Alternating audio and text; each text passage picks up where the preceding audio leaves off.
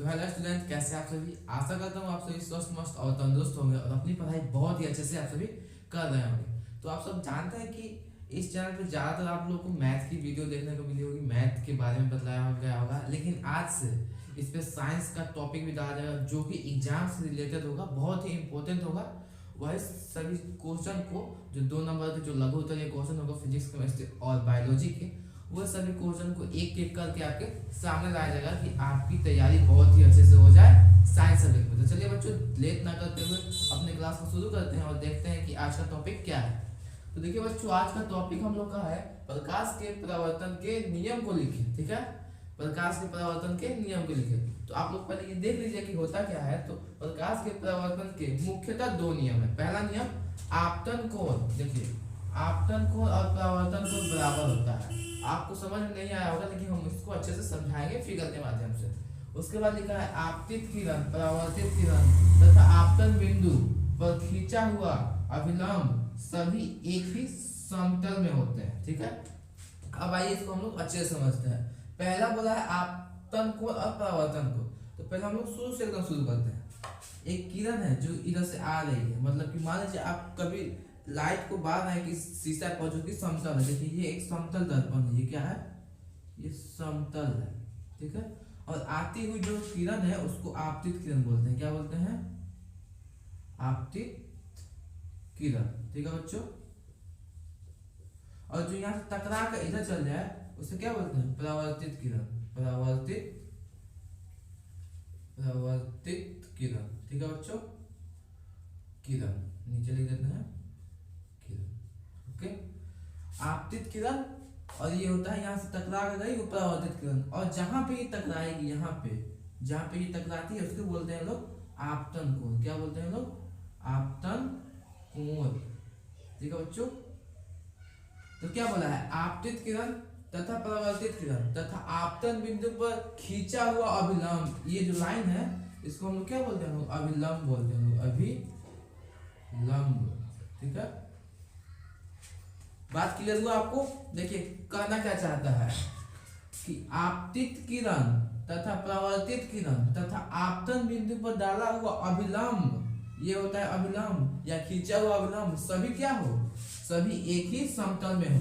ये समतल दर्पण है, तो देखिए आप सभी एक ही समतल में है। आपतित किरण भी यहीं पर आकर टकराई है और यहाँ से टकरा कर निकल कर आप परावर्तित किरण गई है, और जहां पे दोनों टकराती है लोग उसे बोलते हैं आपतन कोण, और इसके बीच में एक लंब खींचा गया है जिसको बोलते हैं लोग अभिलंब। तो वही डिफिनेशन बनता है 2 नंबर, आपतित किरण और परावर्तित किरण तथा आपतन बिंदु पर खींचा गया अभिलंब सभी एक ही समतल में हो। देखिए, आपतित किरण और परावर्तित किरण तथा आपतन बिंदु पर डाला हुआ अभिलंब सभी एक ही समतल में है, पहला। अब दूसरा देखिए, ये अभिलंब है और ये आपतित किरण, इस दोनों के बीच में जो एंगल बनता है, आपतित किरण और अभिलंब के बीच में जो एंगल बनता है उसको क्या बोलते हैं लोग? उसको बोलते हैं लोग आपतन कोण। क्या बोलते हैं बच्चों? उसको बोलते हैं लोग आपतन कोण। ठीक है, और जब परावर्तित किरण और अभिलंब के बीच में जो एंगल बनता है, ठीक है, उसको क्या बोलते हैं लोग? उसको बोलते हैं लोग परावर्तन कोण। परावर्तन कोण। और ये बराबर क्यों है? क्योंकि देखिए, जितना एंगल पे ये इधर से आएगा उतना ही एंगल पे ये इधर से जाएगा। मतलब कि ये, ठीक है, ये एंगल और ये एंगल बराबर होता है। जितना डिग्री पे ये इधर यहाँ से आएगा तो आपतन कोण, वहां से उधर चल जाता है परावर्तन कोण के बराबर। मतलब कि आपतित किरण जब आती है और यहाँ से टकरा कर जो परावर्तित किरण जाती है, तो दोनों के बीच में जो डिस्टेंस होता है अभिलंब से, दोनों का डिस्टेंस बराबर होता है। इसलिए बोला जाता है आपतन कोण और परावर्तन कोण क्या होता है? बराबर होता है।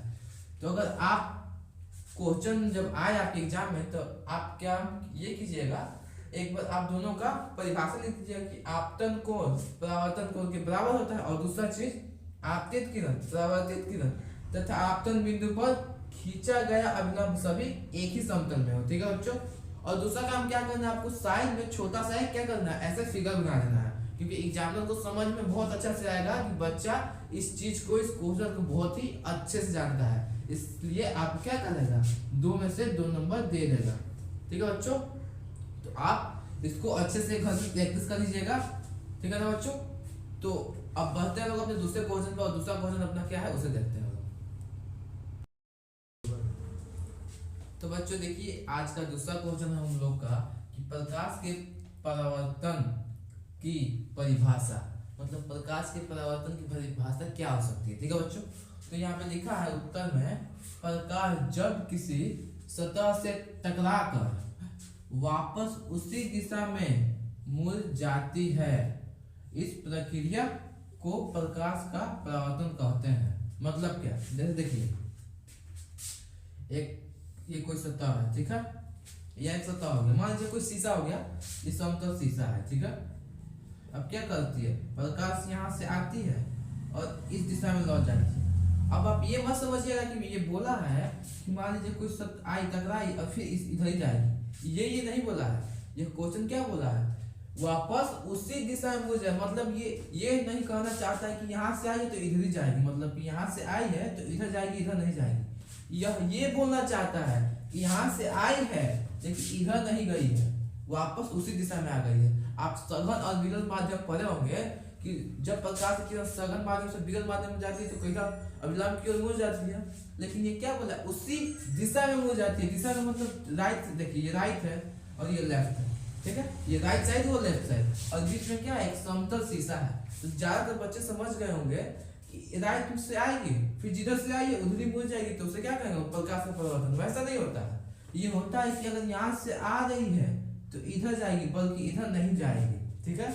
इसलिए इसको बोला गया है कि जब प्रकाश की किरण जब आती है तो किसी सतह से टकराकर वापस उसी दिशा में मुड़ने का मतलब इधर नहीं मुड़ेगी, कहीं भी मुड़ सकती है, लेकिन समतल सतह के इधर ही मुड़ेगी, राइट साइड में, लेफ्ट साइड में नहीं जाएगी। वही चीज को बोला है, ठीक है, कि जब प्रकाश की किरण या जब प्रकाश किसी सतह से टकराकर वापस उसी दिशा में लौट जाए या मुड़ जाए, उसे प्रकाश का परावर्तन करते हैं, ना कि इधर मुड़ जाए, ठीक है, इधर मुड़ जाए, ठीक है। मैं आशा करता हूँ आप लोग को ये चीज समझ में आई रही होगी। आप लोग ये मत समझिएगा कि यहाँ से आई है और इधर ही मुड़ जाएगी, ठीक है बच्चों, इधर नहीं मुड़ेगी, ये राइट साइड में कहीं भी मुड़ सकती है, लेकिन ये लेफ्ट साइड में कहीं बाहर नहीं निकलेगी, ठीक है बच्चों।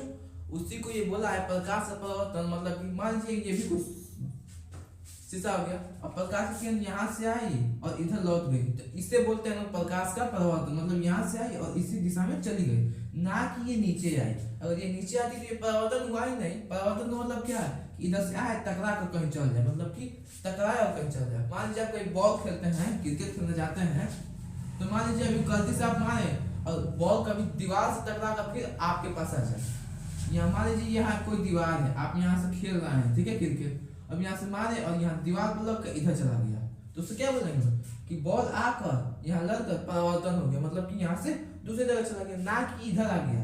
अगर इधर आ गया तो मतलब कि दीवार से लगा ही नहीं, तो परावर्तन हुआ ही नहीं। समझ में आया ना। तो वैसे इसको आप समझ सकते हैं कि जब कोई भी चीज, चाहे प्रकाश, चाहे कोई भी ऐसा वस्तु जब किसी सतह से या किसी भी चीज से टकरा कर वो उसी दिशा में लौट जाए, तो उसको क्या बोलते हैं, परावर्तन बोलते हैं। चाहे वो प्रकाश का परावर्तन हो या किसी गेंद का परावर्तन हो। समझ में आ रहा है। तो मैं आशा करता हूँ आप लोग को ये वीडियो बहुत ही अच्छे से समझ में आया होगा। तो रत्ती सा भी कहीं आपको डाउट है तो वीडियो को नीचे कमेंट कीजिए कि सर हमको यहाँ पे नहीं समझ में आया, आपको बहुत ही अच्छे से समझाने की कोशिश की जाएगी।